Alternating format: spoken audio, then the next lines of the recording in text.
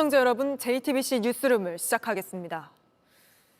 저희는 명태균 씨가 취임식 전날 윤석열 대통령과 한 통화에 대해 검찰에서 진술한 내용을 취재했습니다. 김영선 전 의원의 단수 공천이 힘들어지자 명 씨가 공천 민원성 연락을 취한 끝에 대통령과 통화가 됐다는 겁니다. 목소리가 공개됐음에도 이 통화를 그저 축하 전화 정도로 표현했던 윤석열 대통령의 발언이 다시 주목을 끌 수밖에 없습니다. 이런 가운데 저희 뉴스룸은 명 씨의 구속영장 청구서 내용도 확인했습니다. 검찰은 이 청구서에서 명 씨가 대통령 부부와의 친분을 과시해 공천을 대가로 돈을 받았다고 혐의를 규정했습니다. 아직 영장 청구 단계이니 수사에 갈 길은 멀겠지만 이대로라면 다 내 허세였다는 명 씨의 뒤늦은 해명과 같은 논리가 된다는 지적이 나옵니다. 먼저 이 소식부터 윤정주 기자입니다.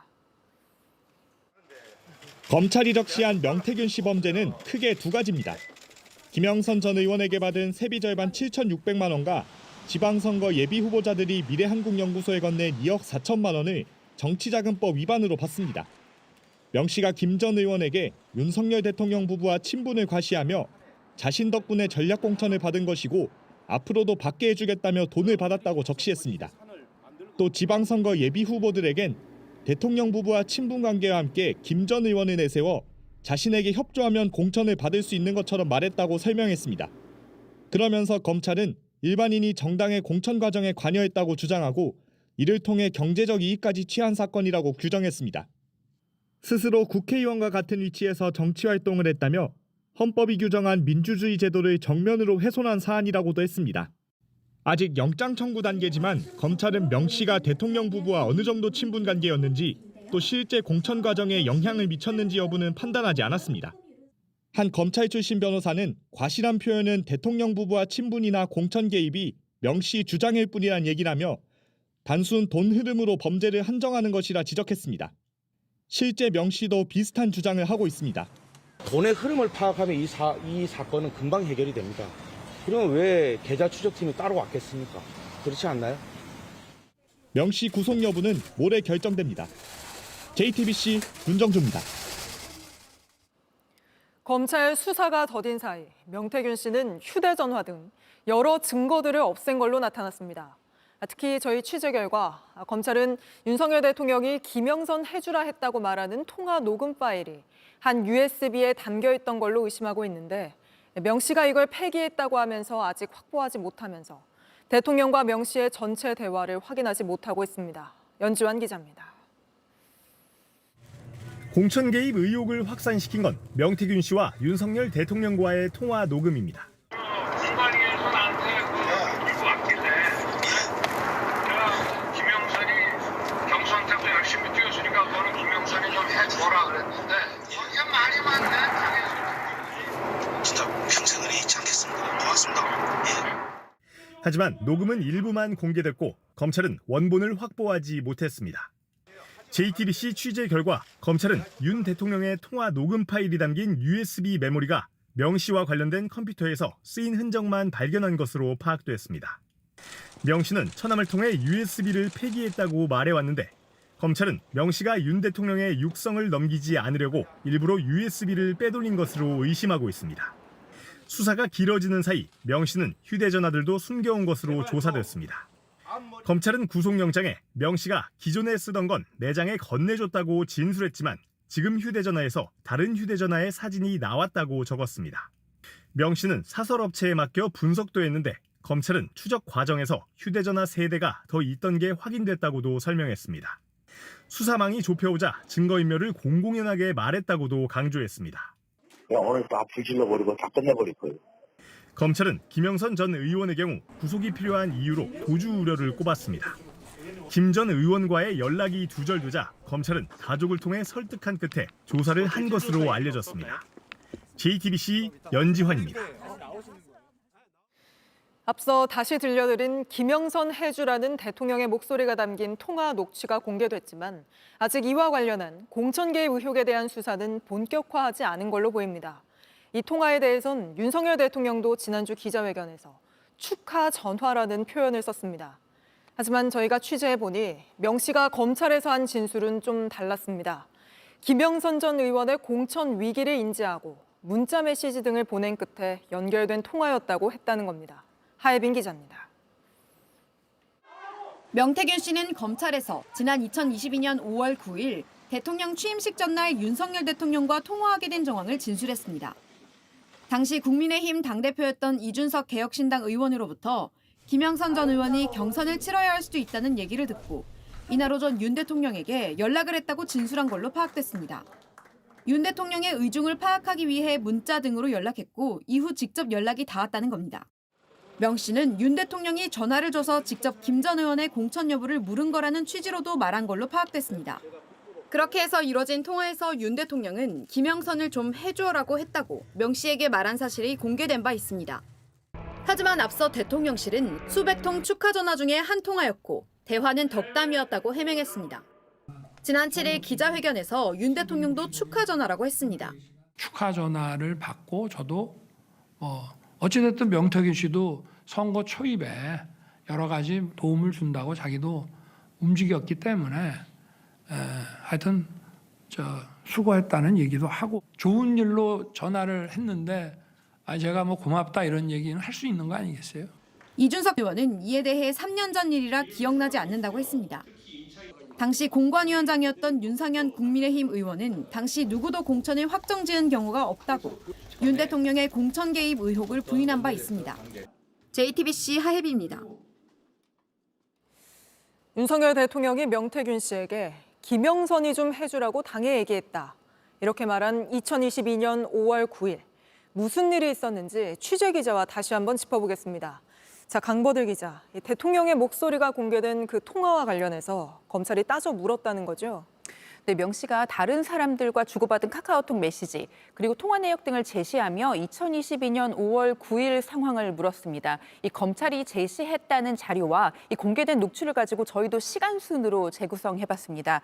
시작은 오전 0시 20분. 이준석 당시 국민의힘 대표가 명 씨에게 보낸 카톡입니다. 대통령은 김영선 전 의원은 경선을 치러야 한다더라. 그런 취지의 카톡이었습니다. 근데 그때 이미 명 씨가 내가 김영선 공천 받아왔다. 이렇게 말하고 다니던 상황 아니었습니까? 네, 맞습니다. 여사가 김영선 걱정하지 말라더라. 내 고마움에 선물이라고 하더라. 이 5월 2일 명 씨의 목소리 저희도 전해드린 적이 있습니다. 네. 이렇게 믿고 있었으니 명 씨는 이준석 의원의 얘기에 대해 확인이 필요했을 테고요. 날이 밝을 때까지 기다렸다가 김건희 여사 그리고 대통령 당선인에게 연락을 하기 시작합니다.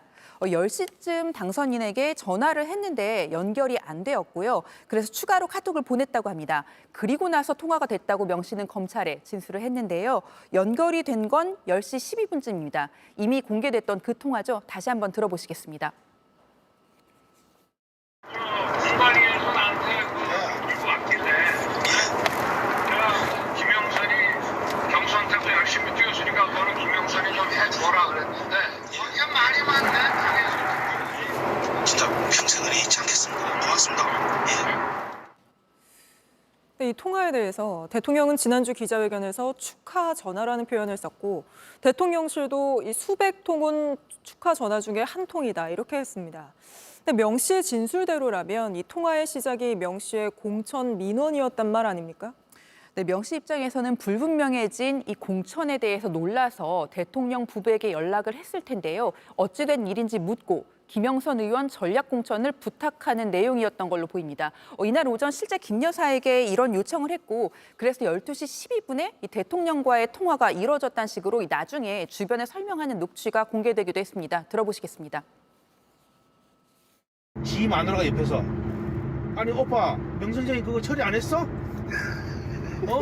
명 선생님이 이렇게 아침에 이래 놀라셔가지고 전화 오게끔 만드는 이게 오빠 대통령으로 자격 있는 거야? 그러니까 처음에 그러면 명 씨는 이 대통령과의 통화로 공천을 확신하게 된 건가요?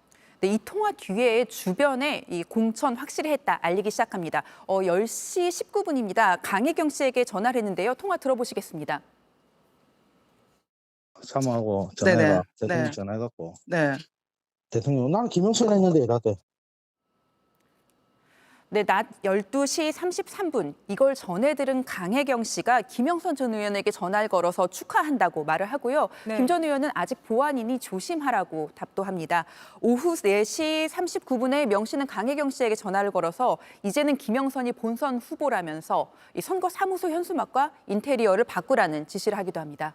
검찰이 대통령과의 통화에 대해서 확인을 하긴 했지만 이 부분은 일단 이번 영장 청구서에는 담기지 않은 거죠. 네, 명 씨 구속영장에는 대통령 부부 등과의 친분을 과시했다. 그래서 공천을 받아다 줄 것처럼 했다고만 돼 있습니다. 아직 영장 청구 단계이긴 하지만요. 내가 구속되면 대통령 탄핵까지 갈 수 있다는 자기 말을 다 허세였다는 식으로 말하고 있는 최근 명 씨의 논리와 이어질 수 있습니다. 이에 대해 검찰 관계자는 수사를 다 마치고 나서 영장을 칠 수는 없는 것 아니냐고 했습니다. 네. 일단 확인된 부분까지만 혐의로 적시했다는 의미입니다. 또 검찰 관계자는요. 여기까지만 할 수는 없을 것이라며 손에 잡히지 않는 늪지대를 향해 가야 한다고도 표현했습니다. 수사를 확대하겠다 이런 취지인가요? 좀 지켜봐야 될 것 같은데요. 모레 14일에 명태균 씨가 구속영장 실질 심사를 받습니다. 이 대통령 부부의 공천 개입 의혹 실체까지 수사가 이루어질지는 조금 더 지켜봐야 할 것 같습니다. 네, 알겠습니다. 강버들 기자와는 일단 여기까지 짚어보겠습니다. 명태균 씨의 새로운 녹취를 저희가 또 확보했습니다. 이번엔 윤 대통령 부부가 경남 창원을 방문한다며 아무한테도 얘기하면 안 된다고 말하는 녹취입니다. 대통령 일정은 경호상 기밀 사항입니다. 그런데 실제 이 통화 이틀 뒤 윤 대통령 부부가 창원을 찾았습니다. 먼저 배승주 기자의 단독 보도입니다. 지난 2022년 6월 20일 명태균 씨는 강혜경 씨에게 전화를 겁니다. 대뜸 윤석열 대통령 경남 창원 방문 일정을 얘기합니다. 아니 내일 아침에 정보가 셀까 싶었어 내가. 네? 그 대통령 온다고 아무한테 얘기하면 안 돼요. 네네네, 알겠습니다. 그러면서 대통령 일정을 미리 알고 있는 게 알려지면 안 된다고 주의도 줍니다. 대통령 일정 보게 되면 그것도 법이 걸려요. 그렇죠. 네네. 알겠죠? 네, 알겠습니다. 실제 윤 대통령은 이 통화 이틀 뒤인 6월 22일 두산 에너빌리티 창원 공장을 방문했습니다. 방향은 잡았습니다. 탈원전은 폐기하고 대통령 동선관 일정은 경호상 기밀 사항입니다. 대통령실 기자단에게 두산 에너빌리티 방문 일정이 공개된 건 방문 하루 전인 21일이었습니다. 일반인들은 물론 기자단조차 알 수 없었던 시점에 명 씨는 대통령 일정을 알고 있었던 겁니다. 그런데 강혜경 씨는 이날 김건희 여사와 명 씨, 김영선 전 의원 3명이 따로 만난 걸로 안다고 주장했습니다. 이 자리에서 김 전 의원 공천 개입 관련 얘기도 나온 걸로 들었다고 했습니다. 김건희 여사가 그 김영선 씨한테 의원님 공천 어떻게 받으신지 아시죠? 영 선생님이랑 그 막내딸 평생 책임지셔야 된다. 이렇게까지 얘기했다고 명태균이 저한테 얘기를 한 거예요. 대통령실은 김 여사가 이날 명 씨를 만났는지 묻는 질문에 답하지 않았습니다. JTBC 배승주입니다. 게다가 명태균 씨는 이렇게 윤석열 대통령이 두산 측을 방문하는 걸 호재로 보고 주변에 주식 투자를 권유하고 자신도 투자에 뛰어든 듯이 말합니다. 실제 대통령 방문 직후 주가가 올랐는데 이어서 임예은 기자의 단독 보도입니다. 명태균 씨는 강혜경 씨와 통화해서 윤석열 대통령 일정을 알려준 인물로 박완수 당시 경남도지사 당선인을 지목합니다. 박완수가 얘기해 준 거라. 22일 날 하고 그 사이에 25일 사이에 대통령이 내려온다고 지사한테 연락이 왔어. 박 지사 측의 사실 여부 내용을 묻자 당시 당선인 신분이라 방문 사실을 사전에 몰랐다고 부인했습니다. 그러면서 윤 대통령이 두산에서 행사가 끝난 뒤 왜 안 왔냐 전화가 왔었다고도 덧붙였습니다. 어떻게 알게 됐는지는 확실치 않지만 명 씨는 이 정보를 알리며 투자도 권유했습니다. 뭔 말인지 알겠지요? 네네, 그냥 알겠습니다. 그거는 오든가 말든 간에 가만히 쥐고 있으면은 나중에 되면은 6, 7만 원 간다. 또 명 씨 자신도 투자에 뛰어든 정황도 나타납니다. 못 가도 나같이 돈 빌려서 한 사람은 단발로 해갖고 일주일 만에 갚아줘야 되고. 알겠어요. 이 대화 이틀 뒤 윤 대통령은 두산 에너빌리티 본사에 방문했고 시장의 흐름도 바뀌었습니다. 원전주로 꼽히는 두산 에너빌리티. 대통령 방문 직후 주가는 전날보다 5.3% 올랐습니다. 일주일 사이 한 주당 가격도 16,000원에서 22,000원대까지 오르며 상승세를 보였습니다. 두산이 오를 거라고 주변 사람들은 엄청 많이 살아 있었어요. 실제적으로 샀던 사람들도 많고. JTBC 임예은입니다.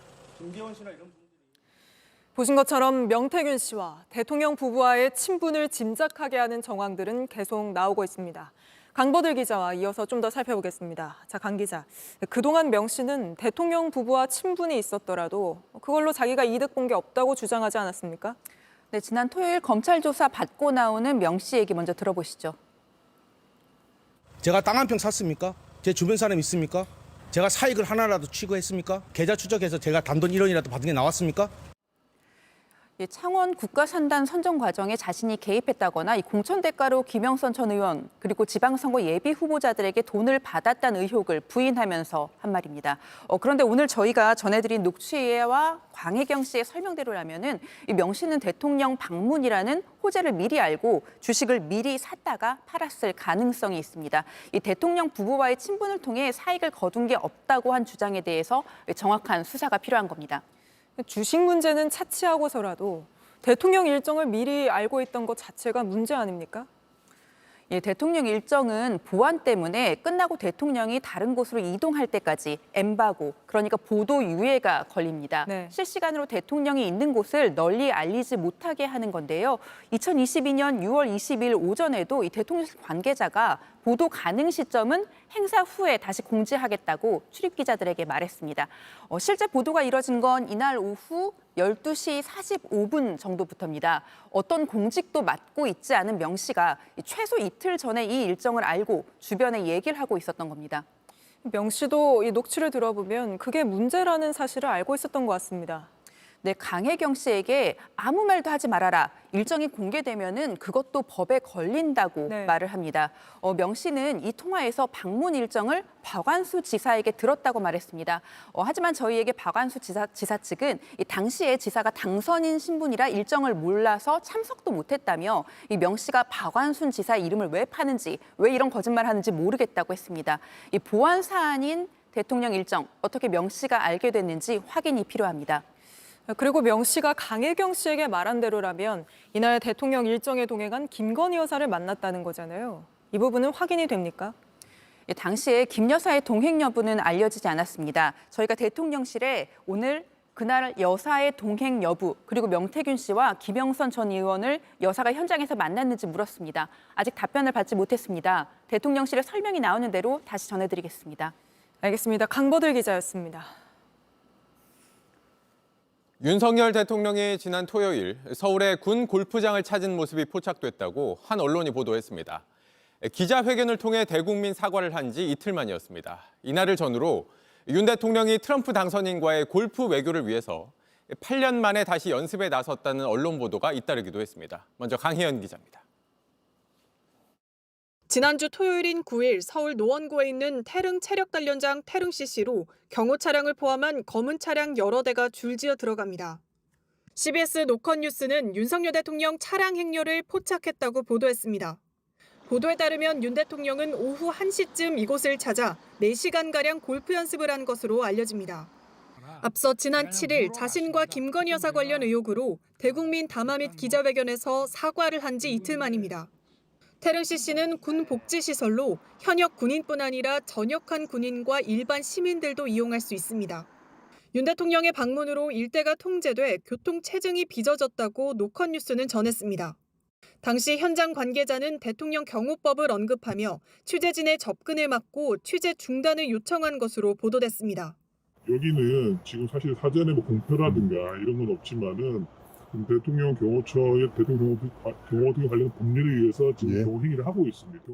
바로 다음 날 윤 대통령이 트럼프 미 대통령 당선인과의 골프 외교를 위해 골프 연습에 나섰다는 보도가 대통령실 관계자 발로 나왔습니다. 트럼프 당선인이 골프를 즐겨하는 만큼 친분을 쌓기 위해 골프 연습을 해둬야 한다는 주변 조언이 있었던 겁니다. 대통령실은 다만 윤 대통령의 태릉 CC 방문에 대해선 비공개 일정은 확인해 줄 수 없고 실제 알 수도 없다고 밝혔습니다.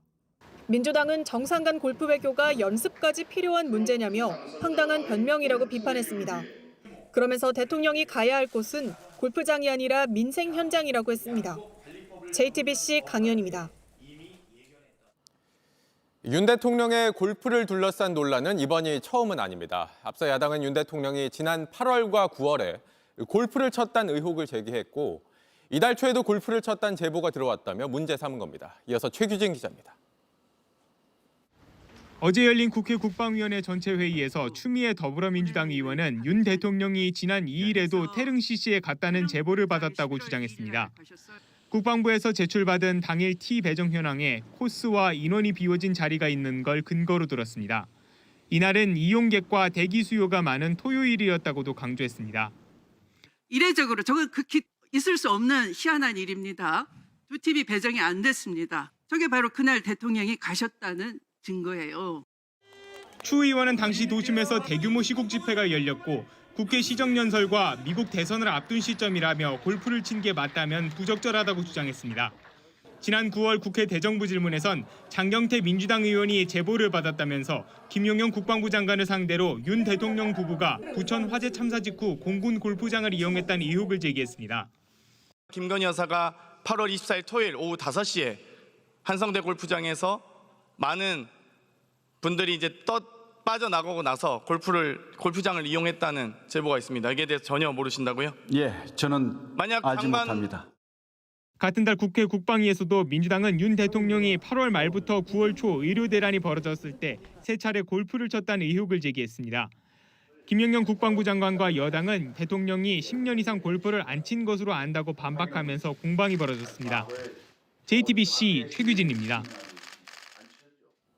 네, 윤석열 대통령의 골프 논란 취재 기자와 좀 더 짚어보겠습니다. 유선희 기자가 나와 있습니다. 자, 유 기자, 트럼프 당선인과의 골프 외교를 위해서 오랜만에 연습을 시작했다는 건데 이 외교 전문가들의 평가는 어떻습니까? 공통적으로 본말이 좀 전도가 됐다라는 지적이 많았습니다. 네. 그러니까 대미 외교 본질에 대한 대응 방안을 짜는 게 우선이고 골프는 부수적인 건데 결과적으로 골프 얘기가 먼저 부각되는 건 맞지 않다라는 겁니다. 야당도 비슷한 맥락에서 비판을 했는데요. 들어보겠습니다. 네.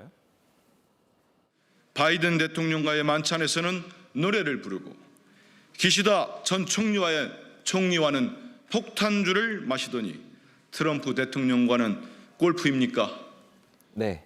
골프가 외교의 일부는 될 수가 있지만 외교를 이렇게 이벤트성으로 풀어가거나 본질이 가려지면 안 된다라는 지적입니다. 네. 예전에 트럼프와 골프를 함께 쳤던 정상이 일본의 아베 전 총리였던 거잖아요. 그러니까 여권에서 나오는 얘기는 이걸 좀 참고해 보자는 걸 텐데 이 골프 외교를 통해서 저희가 기대할 수 있는 성과 같은 게 있습니까? 외교 전문가들은 대부분 회의적으로 봤습니다. 네. 이제 골프 외교의 성공 사례로 알려졌던 게 지금 말씀하신 트럼프 일기 때 당시 아베 총리와의 관계인데요. 두 정상의 사이는 좋았지만 그게 일본에 과연 도움이 되느냐라는 데는 의문이 있었습니다. 당시 외신 보도를 좀 보겠습니다. 네. 미국 외교 전문 매체 포린폴리시의 2019년 12월 기사입니다. 제목을 보면 일본은 무역에 대해 트럼프 대통령을 신뢰한 것을 후회하고 있다라고 나와 있습니다.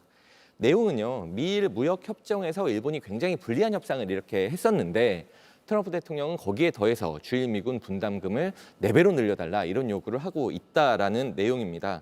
그러니까 골프로 정상들끼리 친분을 쌓는다고 해도 이게 국장 국익으로 이어지기를 기대하기는 어렵다라는 얘기입니다. 네, 오늘 대통령실이 이 대통령의 골프 문제에 대해서 해명을 내놨죠? 네, 대통령실 고위 관계자의 설명을 한번 보겠습니다.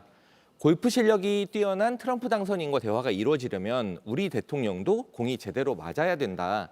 그래서 대통령이 오랜만에 골프 연습을 시작했다. 그게 맞다고 본다라는 설명입니다. 네. 그런데 이런 설명이 나오고 나서 곧바로 영국 가디언의 보도가 나왔거든요. 트럼프 당선인하고 회담을 준비하기 위해서 한국 대통령이 골프 연습을 시작했다. 이런 보도가 나왔습니다. 이렇게 골프 연습을 하고 있다. 먼저 알려지는 게 과연 옳은 일인가, 좋은 일인가, 그 외교 전문가들은 좀 의문을 제기를 했고요. 네. 골프가 필요하다면 조용히 연습을 해서 적절한 때에 실력을 보여주면 될 일이다. 이렇게 얘기를 많이 했습니다. 네. 이 대통령이 골프 연습을 다시 시작했다 이렇게 대통령실이 알린 시점을 놓고도 야당에서는 문제 제기가 나오고 있어요. 네, 윤 대통령이 대국민 담화 그리고 기자회견을 통해서 김건희 여사와 관련된 논란 등에 대해서 사과한 게 지난 7일이었습니다. 그런데 이틀 뒤에 윤 대통령이 골프 라운딩을 위해서 태릉 골프장을 찾았다가 CBS 카메라에 포착이 됐기 때문에 야권에선 이 7일날 했던 이 사과가 과연 진정성이 있는 것이냐 이런 의문을 제기하고 나섰습니다. 이거 외에도 갑자기 골프 외교를 들고 나온 것 자체가 급조된 거 아니냐 이런 의혹도 나왔는데요. 들어보겠습니다. 네. 시간 순서대로 정리해 보면 7일에 대국민 담화를 하고 9일에 골프를 치러 갔다가 언론에 포착되자 10일에 대통령실이 이를 골프 외교로 포장해 알린 것입니다. 네, 골프 외교 자체의 실효성뿐만 아니라 대통령이 골프를 친다라는 걸 공개한 시점에 대해서도 추가로 의혹이 제기가 된 겁니다. 네, 알겠습니다. 여기까지 듣죠. 유선희 기자였습니다. 일본 정부가 약속했던 사도광산 희생자 추도식이 이달 말에 열립니다. 원래 약속보다 석 달이나 미뤄진 건데 이뿐 아니라 일본 차관급 인사가 추도식에 참석해야 한다는 우리 정부 요청에 대해서도 일본 측은 계속해서 답변을 미루고 있는 걸로 JTBC 취재 결과 확인됐습니다. 윤세민아 기자입니다. 정부는 사도광산 추도식에 일본 정부 관계자가 참가할 것이라는데 의미를 부여해왔습니다. 가급적 고위직이 참석해야 한다는 우리 정부 입장도 반영시킬 것이라고 했습니다. 추도식을 의미 있게 하기로 했으니까 내용에 대해서 저희들이 할 말을 하고 의지를 반영시켜야겠죠. JTBC 취재 결과 우리 정부는 일본 정부에 추도식의 총무성이나 문부 과학성에 정무관이 참석해달라고 요청한 것으로 확인됐습니다. 정무관은 차관급으로 보통 집권 여당의 국회의원이 맡습니다. 지역구 기반의 정치인이자 부처 고위 당국자가 직접 추도식에 참석해 성의를 보여야 한다는 취지로 해석됩니다. 일본 정부의 다케시마의 날 행사에 12년째 정무관이 참석하고 있다는 점도 고려된 걸로 보입니다. 하지만 현재까지 일본 정부는 검토 중이라며 답변을 미루고 있는 것으로 확인됐습니다. 이달 24일 추도식이 열릴 것으로 알려졌는데 보름도 채 남지 않은 오늘까지도 확답을 주지 않고 있는 겁니다. 일본은 이미 추도식 개최 시기도 처음 약속보다 3달 이상 미뤘습니다. 차관급보다 더 낮은 급이 참석할 경우 일본의 선의에 맡기지 않고 모든 것을 다 합의했다고 한 우리 정부의 설명은 더 설득력을 잃을 것으로 보입니다. JTBC 윤세민입니다. 평화의 소녀상을 모욕해 논란이 됐던 미국인 유튜버가 불구속 상태로 재판에 넘겨졌습니다. 이 유튜버는 수사를 받는 상황에서도 위안부 피해자들을 조롱하는 글과 사진을 소셜미디어에 올려 공분을 사고 있습니다. 최현수 기자입니다. 외국인 남성이 편의점에서 얼음컵에 술을 가득 따릅니다. 여기서 드시면 안 돼요. I don't drink here. No drink. 점원이 뒤돌아서자 위협적인 행동을 하고 갑자기 컵라면을 쏟아버립니다. 미국인 유튜버 조니 소말리입니다. 술을 못 먹게 하자 욕설을 퍼붓기도 했습니다. 소주 안 된다고.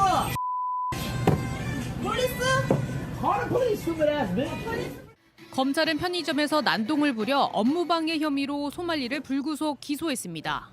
소말리는 위안부 피해자를 기리는 평화의 소녀상에 입을 맞추는 등 부적절한 행동을 하다 국내 유튜버 등으로부터 폭행을 당하기도 했습니다.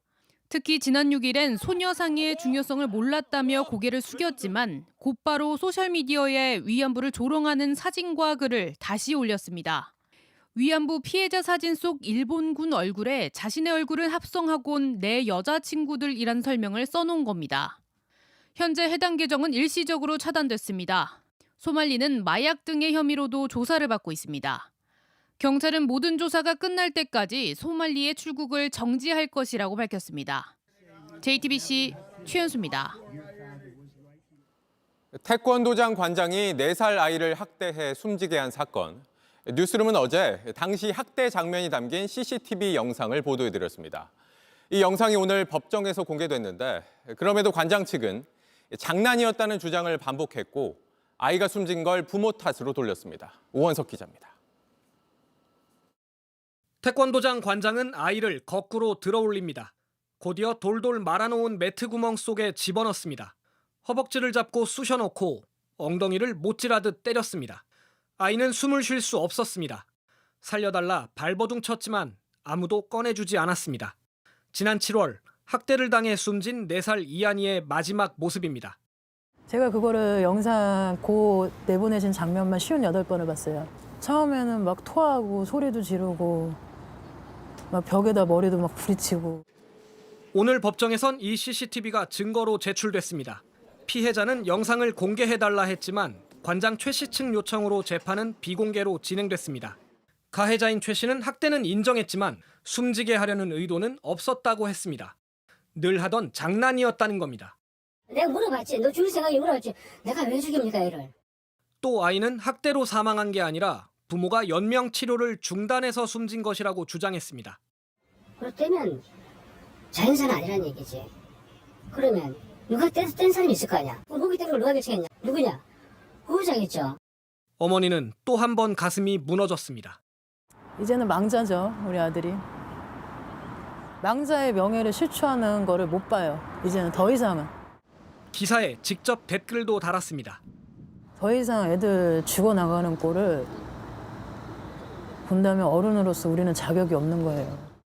또 다른 희생자가 나오기 전에 가해자가 합당한 처벌을 받도록 하는 것. 어머니가 이한이에게 한 마지막 약속입니다. JTBC 오원석입니다. 20대 남성이 헤어지자는 여자친구를 숨지게 한 교제 살인 사건 소식 어제 전해드렸습니다.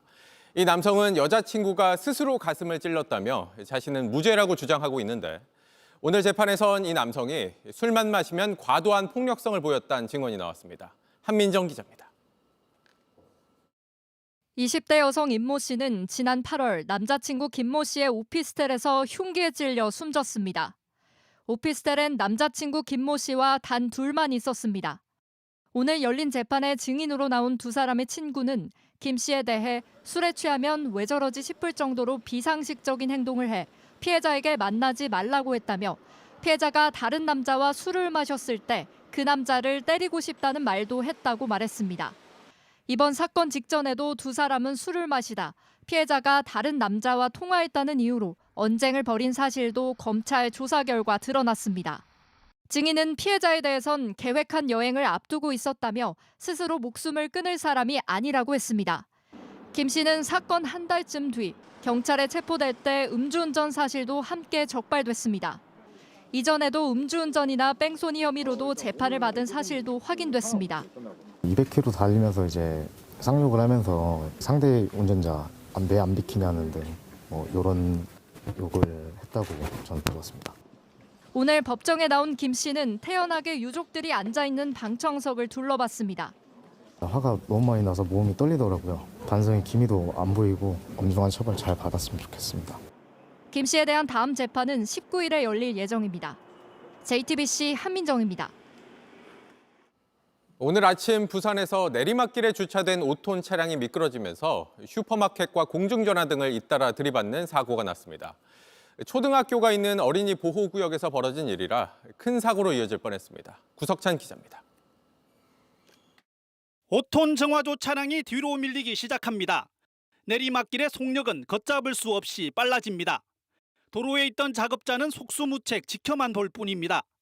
정화조 차량은 공중전화 부스와 전봇대를 들이받고서야 겨우 멈춰 섰습니다.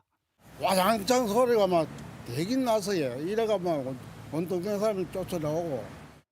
정화조 차량은 저기 경사로 언덕에서 이곳 초등학교 후문 앞까지 80m 가까이 밀려 내려왔습니다. 부딪힌 점포 철문은 엿가락처럼 휘었습니다.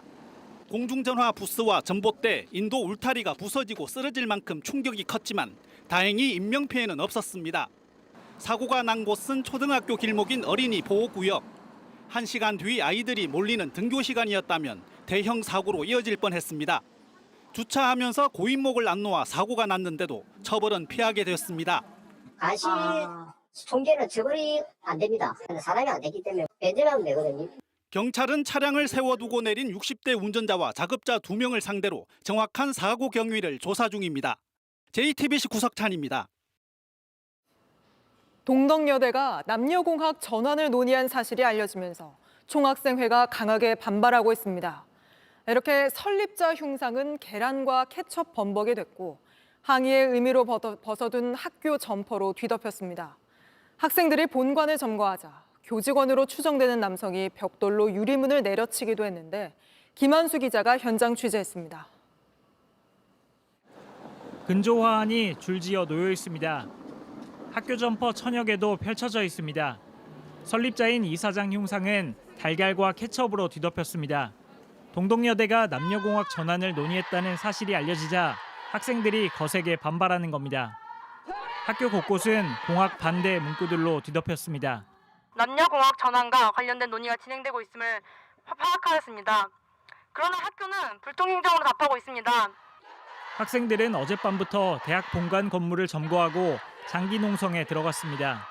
수업 거부와 본관 점거를 포함한 행동을 멈추지 않을 것입니다.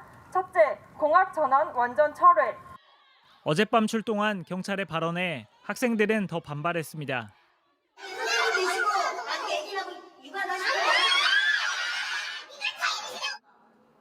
오늘 오전엔 교직원으로 추정되는 남성이 학생들이 점거한 건물의 출입문을 벽돌로 내려치기도 했습니다. 온라인에는 동덕여대에서 칼부림을 벌이겠다는 글이 올라와 경찰이 수사에 착수했습니다. 학교 측은 공학 전환은 학교가 일방적으로 추진할 수 없다며 의견을 모으는 절차를 계획하고 있다고 밝혔습니다.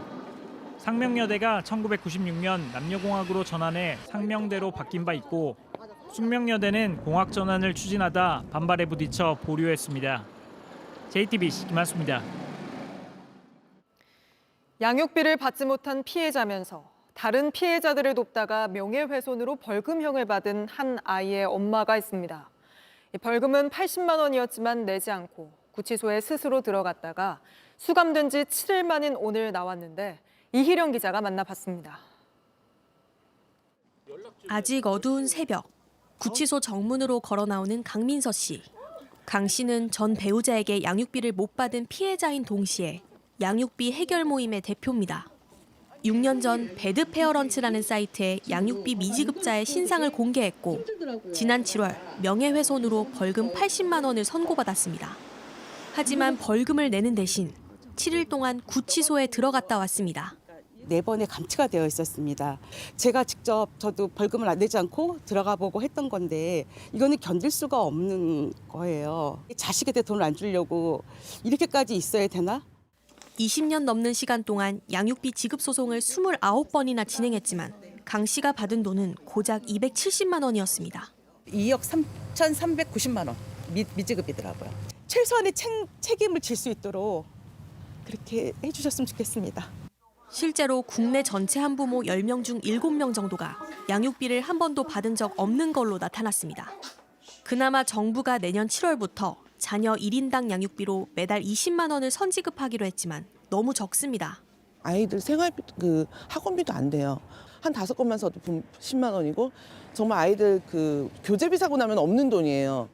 한부모 가족 아동은 그렇지 않은 가족의 아동보다 빈곤율이 무려 37%포인트나 높습니다.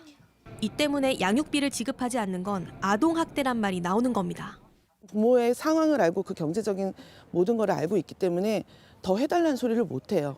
이런 부분 때문에 상처받는 애들이 더 많다는 거죠. 피해자와 전문가들은 정부가 미지급자로부터 양육비 전액을 강제로 환수하는 법이 조속히 마련돼야 한다고 지적합니다. JTBC 이희령입니다.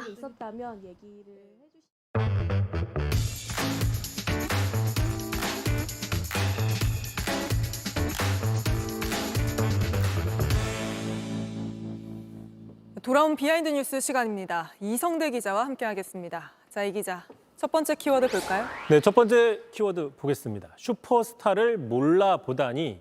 자, 대표적인 국민의힘의 친윤계 의원이죠. 최고위원 김민전 최고위원이 윤석열 정부가 실제와 달리 너무 저평가받고 있다라고 주장을 했습니다. 네. 자, 실제로는 경제가 좋고 또 해외에서도 슈퍼스타 소리를 듣는다라고 주장을 한 건데 직접 들어보시죠. 경제 분야에 있어서는 저는 90점 이상의 점수를 받을 수 있을 정도의 업적을 냈다 이런 생각을 하는데요. 세계적인 신용평가 기관이나 아니면 경제평가 기관들도 한국 경제를 슈퍼스타다 이렇게 얘기할 정도로 잘 하고 있고. 경제가 90점 이상이다. 글쎄요. 국민들이 얼마나 동의할지는 잘 모르겠는데 뭐 여하튼 실제 해외에서 슈퍼스타라고 하긴 했습니까? 네, 찾아보니까 그렇습니다. 지난 8월이었는데요. 세계은행이 한국 성장의 슈퍼스타라는 제목의 보고서를 낸 적이 있습니다. 네. 대통령실에서도 정책 방향이 올바르다는 걸 평가받았다고 브리핑까지 한 적이 있었는데 하지만 이 월드뱅크 보고서는 현 정부, 윤석열 정부 3년에 대한 평가가 아니라 한국전쟁 이후에 한국 경제 발전의 어떤 역사, 통사에 대한 종합적인 평가였던 것이죠. 제가 그 보고서를 좀 찾아봤어요.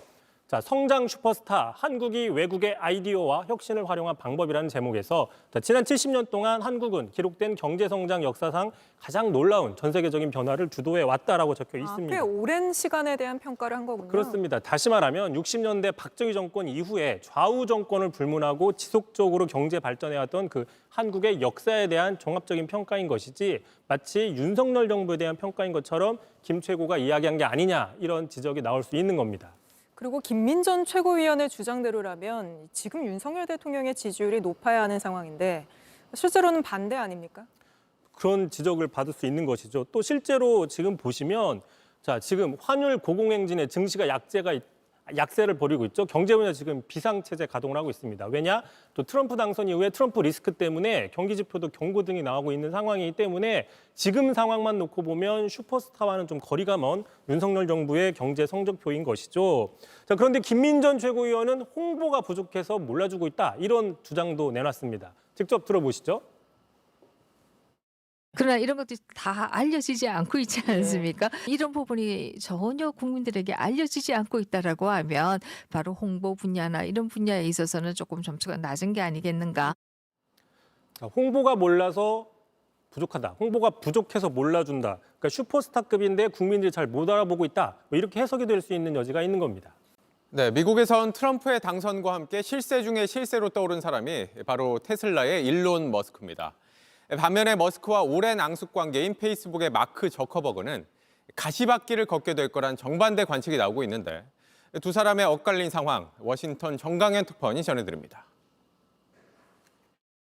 트럼프 당선인은 당선 엿새 만에 비서실장부터 국무장관까지 인선 작업에 속도를 내고 있습니다. 하나같이 충성도 높은 측근들입니다. 트럼프 당선인은 검증된 충성심이 인사발탁의 영순위 조건임을 분명히 하고 있습니다. 그런데 충성 내각 구성 이면에 막후 조력자가 있었습니다. 트럼프 캠프에 거액을 기부한 일론 머스크 테슬라 CEO입니다. Let me tell you, we have a new star. A star is born, Elon.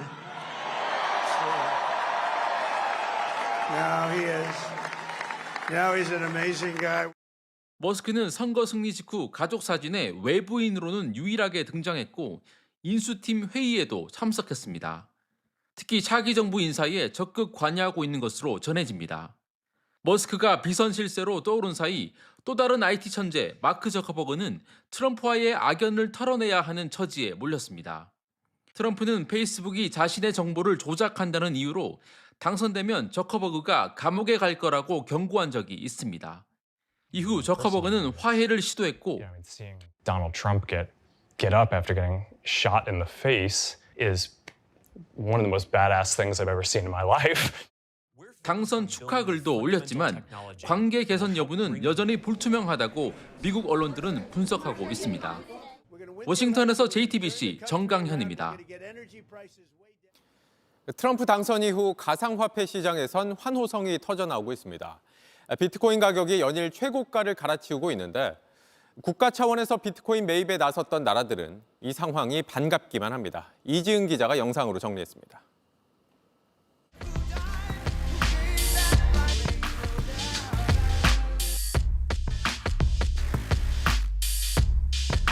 It will be the policy of my administration, United States of America, to keep 100% of all the Bitcoin the U.S. government currently holds or acquires. Proponents like President Nayib abroad millions of dollars in transfer, but after Tuesday they'll have a new offset Bitcoin as a legal.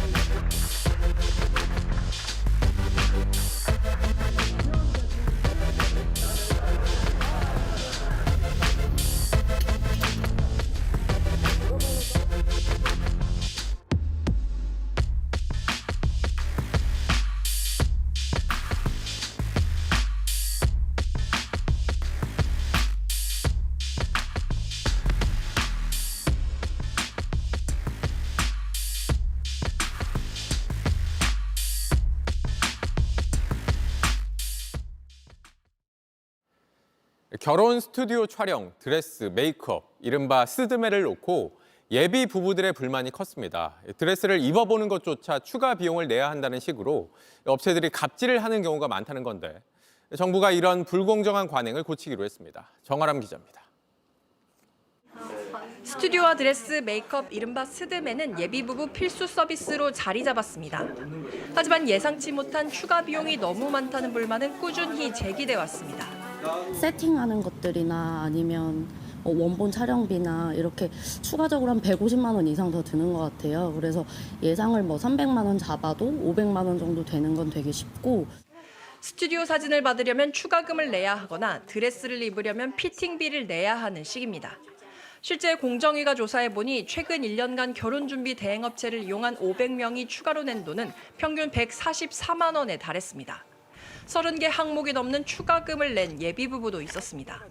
뒤늦게 알아차려도 계약을 깨는 것도 쉽지 않습니다.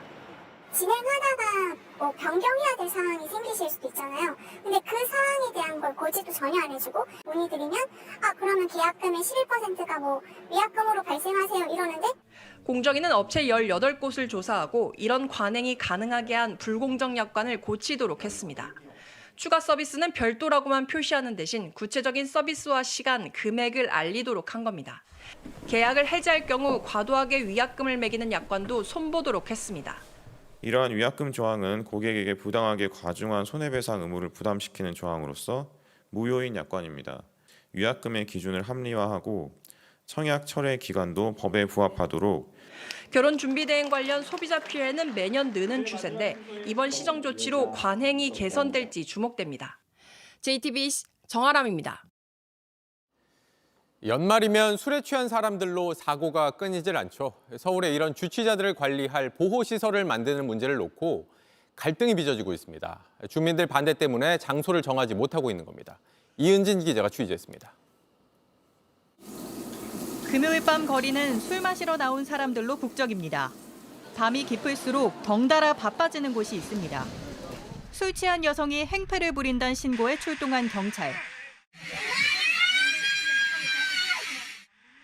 가족에게 잘 인계한 뒤 다음 신고를 받고 또 달립니다. 이번엔 비 오는 가로수 아래 남성이 널브러져 있습니다.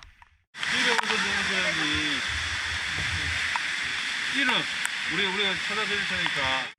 몸은 비에 젖은 채 떨고 있고 지갑도 핸드폰도 없습니다. 이럴 때 데리고 가는 곳, 주치해소센터입니다.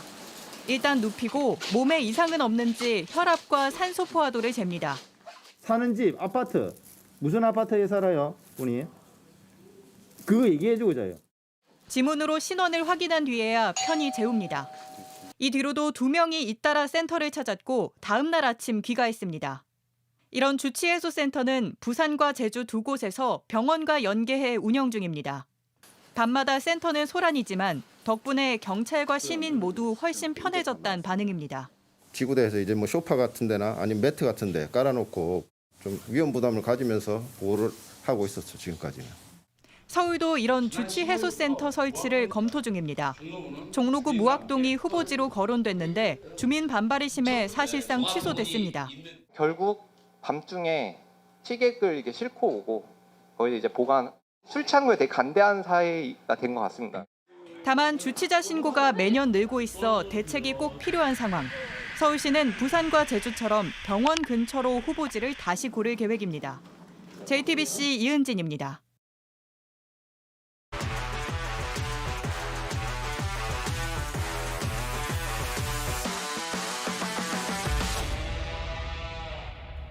스포츠뉴스입니다. 대한체육회 수장으로 직무 정지 통보를 받은 지 하루 만에 이기흥 회장은 3번째 임기를 위한 길을 열었습니다. 부정 채용으로 경찰 수사 의뢰를 받고 체육회 내부에 반대 시위도 있었지만 스포츠공정위원회는 이 회장의 연임 도전을 최종 승인했습니다. 오선민 기자입니다. 후한무치 내로당돌 이기흥은 물러가라. 물러가라. 물러가라. 대한체육회 이기흥 회장의 2번째 연임이 논의되는 스포츠공정위원회 회의장. 그 앞에선 이제 당당하게 물러나달라는 체육회 노조의 목소리가 울려 퍼졌습니다. 그리고 체육회 내부의 반대 시위 속 2시간 넘게 비공개로 진행된 회의에선 이 회장의 세 번째 임기 도전 신청이 받아들여졌습니다. 하루 전 문체부가 국가대표 선수촌의 자녀의 친구를 부정 채용한 혐의를 받는 이 회장에게 직무 정지를 통보한 것도 심사 과정에선 큰 문제가 되지 않았습니다. 회피하고 도망가기에 급급하고 모든 책임을 약간 직원들에게 떠넘긴 듯한 이런 부분을 저희 직원들은 더 이상 좌시할 수가 없어서 이 회장은 단체 운영 건전성, 징계 및 개인 범죄 사실 여부 등으로 매겨지는 정량 평가 50점, 그리고 정성 평가 50점을 합하는 최종 점수에서 최소 60점 이상을 확보한 것으로 알려졌습니다. 김병철 위원장님이 굉장히 가까운 분이시라고 하는데 저는 뭐 다 가깝습니다. 연임이 적정한지를 심사하는 스포츠 공정위의 김병철 위원장이 이 회장의 특별 보좌관을 지낸 터라 심사 과정의 공정성에 대한 우려도 뒤따랐습니다. 해외로 출국해 국회 문체위 현안 질의에 불참했던 이 회장은 문체부의 징계에 반발하며 법원의 직무정지에 대한 취소 소송과 집행정지 가처분 신청을 냈습니다. 차기 체육회장 선거는 내년 1월 열립니다. JTBC 오선민입니다. 김민재의 자신감 부족인지 기량 부족인지 물음표가 붙는다. 한때 독일 축구 전문지 키커가 내놓은 평가입니다. 잘해도 칭찬은 주저하고 조금 못하면 이렇게 혹평을 쏟아냈죠. 김민재 선수에게 유난히 인색했던 이 독일 언론들이 오늘 이 순위를 좀 봤으면 좋겠습니다. 국제축구연맹인 피파가 김민재를 세계 1위 수비수로 발표한 건데요. 피파 산하의 국제스포츠연구소가 올 시즌 최고의 경기력을 보이는 센터백 10명을 뽑았는데 맨 위엔 김민재의 이름이 보입니다. 100점 만점에 91.1점, 점수도 정말 높죠. 김민재의 믿고 보는 수비, 이젠 좀 인정해줄 때가 되지 않았나요?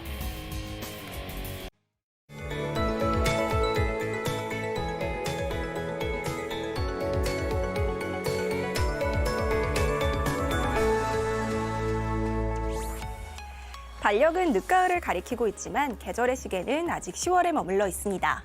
수능 한파라는 말이 무색하게 올해도 예비 소집일인 내일과 수능 당일 모두 추위 걱정이 없겠는데요. 하지만 아침에는 10도 선까지 떨어지며 쌀쌀함이 감돌겠습니다. 내일은 동해안에만 비가 조금 내리겠고 모레 수능일 저녁 무렵에는 전국 대부분 지역에 비 소식이 있겠습니다. 내일 동해안을 제외하고는 간간히 구름만 지나겠지만 남부 내륙에는 아침 안개가 자욱하겠고 영남 해안에는 바람이 강하게 불겠습니다. 아침 기온은 서울 9도, 대전 7도로 오늘보다 조금 낮게 출발하겠고요. 한낮에는 청주 20도, 광주 21도까지 오르면서 일교차가 10도가량 크게 벌어지겠습니다. 일요일에는 수도권과 강원도에 또 한 번 비가 내리겠고 이후에는 서울의 아침 기온이 영하권까지 뚝 떨어지겠습니다. 날씨였습니다. 뉴스룸 저희가 준비한 소식은 여기까지입니다. 시청해주신 여러분 고맙습니다.